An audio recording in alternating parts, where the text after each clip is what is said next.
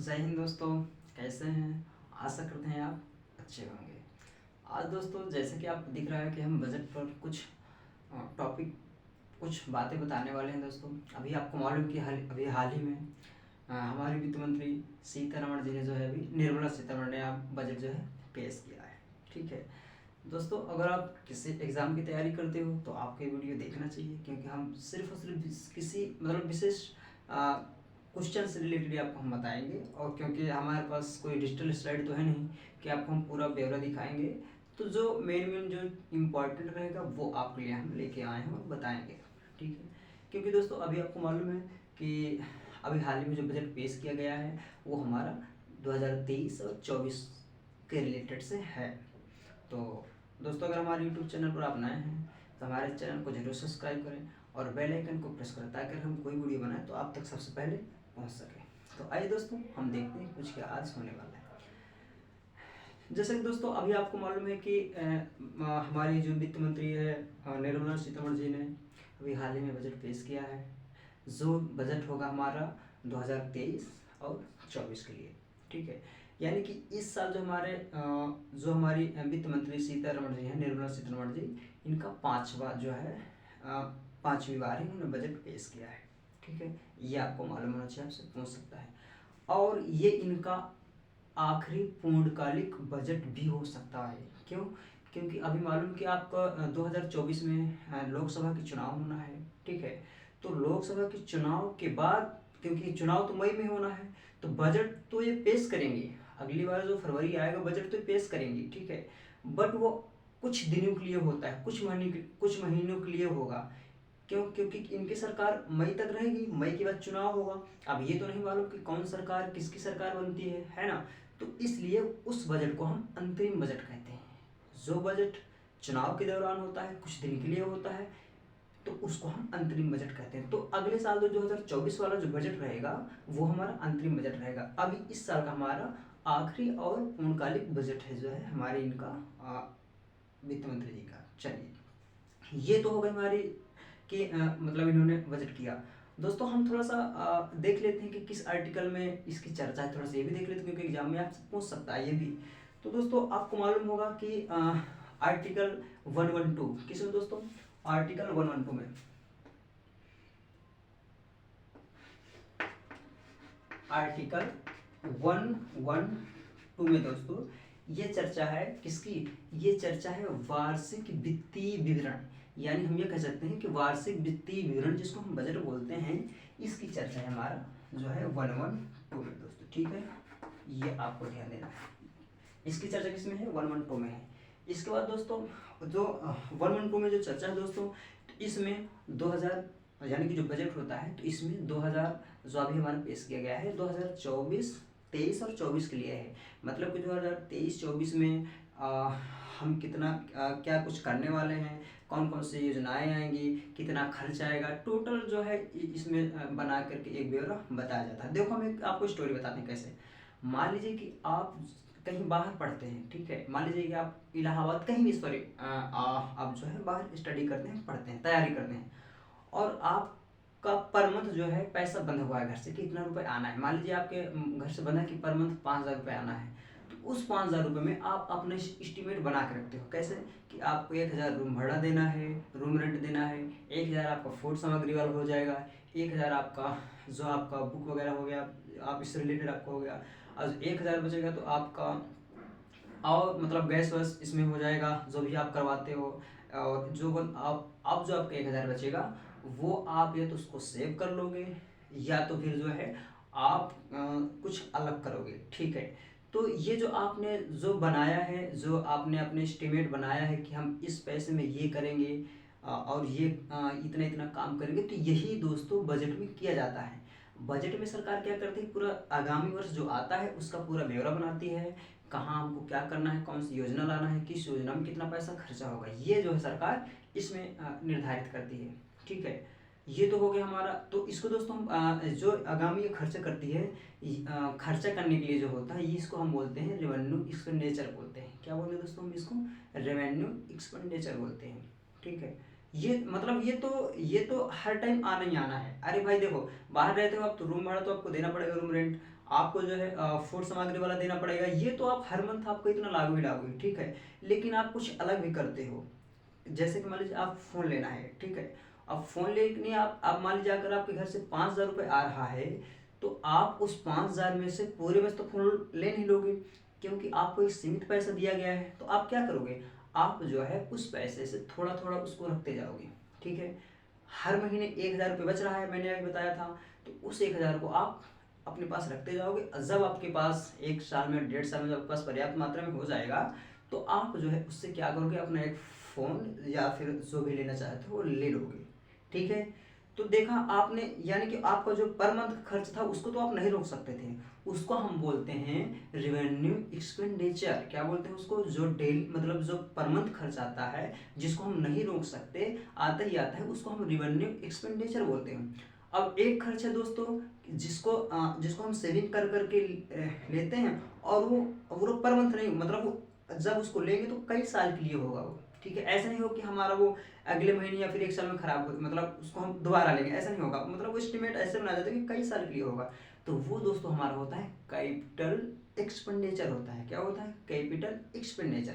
तो इसी प्रकार इसमें जो 2023-24 का जो हमारा बजट है, सरकार ने जो 23-24 के लिए पेश किया है, तो सरकार ने इसमें अपनी जो जो हर साल का जो मेंटेनेंस वाला होता है, जैसे कि डिफेंस का हो गया, और डिफेंस का हो गया मान लीजिए, और जो डेली मान लीजिए लगता है कि सफाई वगैरह का हो गया, और जो सरकार जो देती है, मतलब ये जो हर टाइम लगता है, हर साल लगता है, इसको तो हर साल सरकार को देना ही देना है। तो ये हमारा किस में आ जाएगा, रिवेन्यू एक्सपेंडिचर में आ जाएगा। किस में आ जाएगा, रिवेन्यू एक्सपेंडिचर में। देखिए एयर आपको डिफेंस वगैरह में सरकार को देना ही पड़ता है, हर साल देना पड़ता है, वो अलग हो गया। और मान लीजिए कि सरकार जो है शिक्षा वगैरह में जो देती है, ये उसका लगना ही लगना है उसका। और इसी प्रकार तमाम सरकार जो काम करवाती है, जो हर साल चलता है, वो हमारा आ जाएगा रिवेन्यू एक्सपेंडिचर में आ जाएगा, क्योंकि वो चलता ही रहता है। अच्छा, अब कैपिटल एक्सपेंडिचर क्या हो जाएगा, जैसे सरकार को कोई नई रेल लाइन बिछवाना हो, डलवाना हो, या सरकार को कहीं एयरपोर्ट बनवाना हो। क्योंकि देखो दोस्तों, अगर सरकार रेल लाइन बनवाएगी, कहीं पर पटरियाँ बनवाएगी, तो वो 1 साल के लिए थोड़ी नहीं होंगी, वो तो वो कई कई वर्ष के लिए हो जाएंगे, ठीक है। अगर एयर इंडिया सरकार बनवाएगी तो वो भी कई साल के लिए हो जाएगा। तो ये हमारा आएगा कैपिटल एक्सपेंडिचर में। मैंने क्या कहा, जो हर साल जो एस्टिमेट बनता है और हर साल जो खर्च होता है, तो उसको हम रिवेन्यू एक्सपेंडिचर बोलते हैं। और जो सरकार जो है बनाती तो है ब्यौरा, बट जो कई साल के लिए होता है, तो उसको जो है हम कैपिटल एक्सपेंडिचर बोलते हैं, ठीक है। ये तो समझ में आया होगा, चलिए कोई बात नहीं। अच्छा, अब सरकार अपना इनकम भी इसी प्रकार से सरकार बनाती है, कैसे, रिवेन्यू इनकम और कैपिटल इनकम। देखिए रिवेन्यू इनकम क्या होता है, सरकार अपना आय भी तो कहीं से लेगी, अरे सरकार को आय भी तो चाहिए। जैसा तो सरकार कैसे आय लेती है, देखिए सरकार आय दो तरीके से लेती है। जैसे खर्च दो तरीके से हुआ, एक रिवेन्यू एक्सपेंडिचर और एक कैपिटल एक्सपेंडिचर। इसी प्रकार सरकार की आय भी दो तरीके से होती है, एक होती है रिवेन्यू रिसिप्ट और एक होती है कैपिटल रिसिप्ट। देखिए अब बता रहे हैं, रिवेन्यू जो रिसिप्ट क्या हो जाएगी, जैसा सरकार को जो जीएसटी मिलता है, जो इनकम टैक्स मिलता है, और सरकार जो अपने कहीं से किसी को सरकार से पाना है, वो उनका हो गया, तो वो हो जाएगी उनकी रिवेन्यू रिसिप्ट हो जाएगी, ठीक है। अच्छा, अब कैपिटल क्या हो जाएगी, अगर सरकार किसी चीज़ को बेच दे, जैसे कि मान लीजिए कोई चीज़ पुरानी हो गई है, उसको बेचना चाहे, उसको अगर सरकार बेच देगी तो वो इनकम सरकार को मिलेगा, ठीक है। तो वो हमारा जाएगा कैपिटल रिसिप्ट में जाएगा। आई थिंक ये आपको समझ में आया होगा। चलिए, तो मैं जो आपको बता रहा था कि जो बजट की चर्चा है, यानी वार्षिक वित्तीय विवरण, वो आर्टिकल 112 में दिया गया है, ठीक है। तो इसमें आगामी वर्ष जो हमारा आता है, जैसा कि अभी 2023 और 24 चल रहा है, इसके लिए हमारा जो है ये बजट पेश किया गया कि हम ये करेंगे, और जो है इसमें इतना कुछ खर्च होने वाला है, ठीक है। अच्छा, इसके बाद आता है एक आर्टिकल जो हमारा आता है, वो आता है एक आर्टिकल, वो आता है आपका 113, ठीक है। इसमें हमारा होता है प्राकलन। क्या होता है दोस्तों, इसमें होता है प्राकलन। अब इसमें क्या होता है, देखो सरकार जो घोषणाएं करती है, यानी गवर्नमेंट जो घोषणाएं करती है कि हम ये करेंगे, ठीक है, जो भी घोषणाएं करती है, तो प्राक्कलन क्या करता है, इस घोषणाओं में जितना पैसा आता है उन पैसों को जो है निकलवाने का काम करती है। क्या करती है दोस्तों, उस पैसा को कि मतलब इतना पैसा तो खर्च होना है, अब इसमें बजट में जो पैसा बना था उस पैसा को निकलवाने का सरकार से काम प्राक्कलन समिति का होता है। ठीक है, इतना समझ में आया।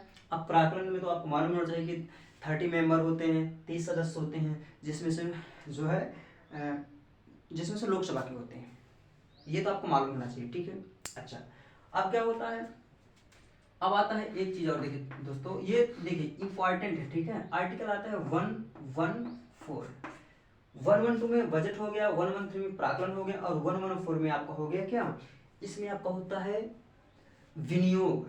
क्या होता है दोस्तों, विनियोग। अब विनियोग क्या होता है दोस्तों, जैसे बजट आपकी घोषणा हो जाएगी बजट की कि हम इतना करेंगे, तो प्राक्कलन क्या करेगा, पैसा निकलवाने का इससे काम करेगा। तो अब विनियोग में आएंगे, तो विनियोग क्या करता है, विनियोग दोस्तों सांसद में ये अधिनियम पारित करवाना होता है, संसद में पारित करवाना होता है। अगर ये जो विनियोग होता है, अगर ये हमारा संसद में पारित हो गया, देखिए दोस्तों विनियोग, ठीक है, अगर दोस्तों ये विनियोग संसद में पारित हो गया तो बजट के लिए पैसा मिलेगा। अगर ये विनियोग संसद में पारित नहीं हुआ तो आपको बजट में पैसा नहीं दिया जाएगा।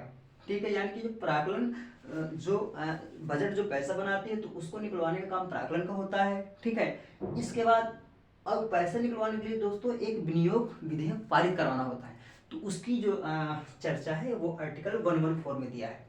ठीक है, इतना दोस्तों आपको समझ में आना चाहिए। ये आर्टिकल एग्जाम में पूछ भी बहुत तेज लेता है, तो आपको ये मालूम भी होना चाहिए भाई। ठीक है, अच्छा, इसके बाद ये तो हो गया विनियोग। अब एक आर्टिकल आता है दोस्तों, वो होता है आपका 115। क्या होता है दोस्तों, 115 विनियोग हो गया। अगर विनियोग दोस्तों पारित हो जाएगा तो संसद तो हमको जो है पैसा मिल जाएगा, संसद इसको पारित कर देगी तो जो है हमको पैसा मिल जाएगा, यानी विनियोग पारित होगा तो फिर बजट के लिए पैसा मिल जाएगा। काम जो भी सरकार ने घोषणा की है वो टोटल काम स्टार्ट हो जाएगा, उसमें कोई दिक्कत आने वाली नहीं है। अब आता है कि ये अब आता है दोस्तों कि विनियोग के बाद अतिरिक्त अनुदान क्या आएगा दोस्तों, अतिरिक्त अनुदान आएगा। ठीक है, इसके बारे में थोड़ा सा आपको बताते हैं। देखो ये आर्टिकल एक दूसरे से रिलेटेड है, तभी हम दोस्तों आपको ये बता रहे हैं। ठीक है, क्या आता है, अतिरिक्त अनुदान के बारे में चर्चा है। अब देखिए क्या होता है, कई बार ऐसा होता है कि घोषणा मतलब सरकार बजट में घोषणाएं तो कर देती है कि हम इतना सब कुछ करेंगे, ये सब बनाने वाले हैं, बट कहीं ना कहीं दोस्तों ऐसा होता है कि देश में महंगाई आ जाती है। ठीक है, उस महंगाई के चलते ये बजट का पैसा कम पड़ जाता है। क्या करता है दोस्तों, इस बजट का पैसा जो ये बजट है विनियोग से जो पारित हुआ है, ये जो है पैसा कभी कभी ना कभी कम पड़ जाता है। कम क्यों पड़ेगा दोस्तों, मान लीजिए बजट पारित हो गया, पैसा इतना है और महंगाई बढ़ी है, तो मैं उस चक्कर में जो है दोस्तों कभी अगर पैसा कम पड़ गया तो अतिरिक्त अनुदान होता है, इसके जरिए फिर जो है यहाँ से पैसा लिया जाता है वो काम को पूरा करने के लिए अतिरिक्त अनुदान से।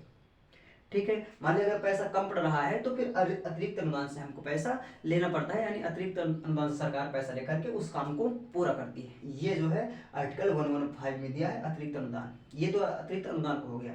अब एक आता है लेखा अनुदान, ये आता है आर्टिकल 116 में। किसमें आता है दोस्तों, देखिए आर्टिकल 116, इसमें है दोस्तों लेखा अनुदान। अब इसको देखिए क्या होता है, लेखा अनुदान। देखिए दोस्तों क्या होता है, अब लेखा अनुदान क्या होता है दोस्तों, क्या होता है कि जैसा विनियोग पारित करने में सरकार को भाई जब तक विनियोग पारित नहीं होगा तब तक पैसा मिल ही नहीं सकता, तो क्या होता है कि विनियोग पारित करने में सरकार को काफी ज्यादा टाइम लग जाता है। ठीक है, यानी कि विनियोग पारित करने में अगर सरकार को बहुत ज्यादा टाइम लग गया, विनियोग पारित नहीं हो पाया, तो उस काम को करवाने के लिए अगर जल्दीबाजी होती है तो फिर लेखा अनुदान से पैसा लिया जाता है, ये लेखा अनुदान होता है। यानी कि अगर विनियोग पारित होने में कुछ टाइम लग रहा है और अगर हमको वर्क करवाना है तो फिर हम जो है लेखा अनुदान से पैसा सरकार लेखा अनुदान से पैसा लेकर के वर्क वो करवा सकती है, ये लेखा अनुदान का वर्क मतलब काम होता है। और एक लास्ट में होता है आर्टिकल होता है 117 में, इसमें आपकी वित्त विधेयक की चर्चा है। किसकी चर्चा है, ये जो है वित्त विधेयक की चर्चा है इसमें। ठीक है, इसकी चर्चा वित्त विधेयक में।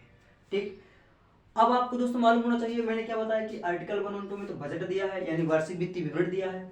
आर्टिकल 113 में प्राकलन दिया है। ठीक है, प्राकलन का भी मैंने बता दिया, यानी बजट क्या करता है, बजट आगामी जो वर्ष होता है, जो आने वाला वर्ष होता है, उसके लिए वो एस्टिमेट बनाती है कि हम ये करेंगे, ये घोषणाएं करती है, हम ये हमारी सरकार अगले साल ये करेगी, सब कुछ टोटल घोषणा सरकार इसमें दे देती है। जैसे कि अभी हमारी वित्त मंत्री निर्मला सीतारमण जी ने अभी 1.5 घंटे स्पीच दे करके सब बताया है। फिर प्राकलन में क्या होता है, ये जो बजट में जो एस्टिमेट बनता है, प्राकलन उस पैसे को, प्राकलन जो समिति होती है उस पैसे को निकलवाने का काम करती है। ठीक है, फिर विनियोग क्या होता है दोस्तों, जैसा ही आपको अगर बजट में अगर घोषणा के बाद अगर आपको पैसा चाहिए तो फिर आपको विनियोग संसद में पारित करवाना पड़ता है। अगर ये विनियोग संसद में पारित हो गया तो आपको पैसा मिल जाएगा, यानी सरकार को। तो ये तो हो गया विनियोग। लेकिन अतिरिक्त अनुदान क्या होता है, अतिरिक्त अनुदान तो होता है दोस्तों कि मान लीजिए अगर देश में मान लीजिए अगर महंगाई ज़्यादा है और पैसा कम पड़ गया तो फिर हमको अतिरिक्त अनुदान से पैसा लेना पड़ता है और काम जो है हम अच्छे तरीके से करवा सकते हैं, यानी गवर्नमेंट अतिरिक्त अनुदान से लेके पैसा काम करवा सकती है। अंडरस्टैंड। अब देखिए फिर आता है लेखा अनुदान। अगर दोस्तों विनियोग पारित करने में समय लग रहा है, संसद अगर मान लीजिए कि संसद बजट की घोषणा हुई, आइए उल्टा सीधा हो रहा है, संसद को अगर टाइम लग रहा है विनियोग पारित करने में, ठीक है, किसी कारण बस, तो फिर लेखा अनुदान के जरिए पैसे सरकार लेती है और इस काम आगे बढ़ाती है। ठीक है, ये तो लेखा अनुदान हो गया। और लास्ट में दिया है वित्त विधेयक, जो कि 117 में दिया है। तो वित्त विधेयक तो आप जानते हो ये संसद के किसी भी सदन से स्टार्ट हो सकता है। ठीक, मोस्टली राज्यसभा। अब आपको ध्यान देना दोस्तों, ये जो आर्टिकल 112 है ये तो आपको मालूम है कि लोकसभा से ही स्टार्ट होगा। ठीक है, स्टार्टिंग लोकसभा से ही होगा। कोई विधेयक धन विधेयक है कि नहीं ये भी लोकसभा अध्यक्ष ही पारित करता है, बताता है। ठीक है, ये वही डिसाइड करता है लोकसभा अध्यक्ष की कोई विधेयक धन विधेयक है कि नहीं। ठीक है, यानी कि अगर इसको बजट को अगर पारित कराना है विनियोग को, ठीक है, तो ये लोकसभा से स्टार्ट होगा और राज्यसभा में तो जाएगा। ठीक है, लेकिन राज्यसभा की सलाह को लोकसभा मानने के लिए बाध्य नहीं है। बजट के जो है हिसाब से राज्यसभा के जो है सलाह को लोकसभा मानने के लिए बाध्य नहीं है। ठीक है दोस्तों, ये आपको जानकारी रखना चाहिए। तो ये दोस्तों कुछ इंपॉर्टेंट है आर्टिकल्स हैं जो आपको बजट से संबंधित जो आपको याद रखना है। और बजट में दोस्तों बहुत सारी चर्चाएं हुई हैं कि ये महंगाई इसकी बढ़ जाएगी, उसकी महंगाई के लिए बहुत कुछ हुआ है दोस्तों। तो आपको मालूम है हमारी कोई डिजिटल स्लाइड है नहीं, तो हम आपको अगर यहाँ पर लिख बताएंगे तो काफ़ी ज़्यादा बोरिंग लगेगी और वीडियो भी लंबा हो जाएगा। तो दोस्तों आज के लिए बस इतना ही पर्याप्त है। अगर दोस्तों आपको चाहिए तो हम आपको अलग से लेके आएंगे, या तो फिर आप न्यूज़पेपर वगैरह में आप जा कर के देख सकते हैं। अगर हमको मिला तो फिर आप जो है हम आपको टोटल कितना क्या खर्चा है और उसके बारे में आपको बता देंगे टोटल बना करके। ठीक है, तो दोस्तों अगर हमारा वीडियो अच्छा लगा हो तो चैनल सब्सक्राइब करें और बेल आइकन को प्रेस करें, ताकि अगर हम कोई वीडियो बनाए तो आप तक सबसे पहले पहुँच सके। तो मिलते हैं नेक्स्ट वीडियो में, तब तक के लिए जय हिंद।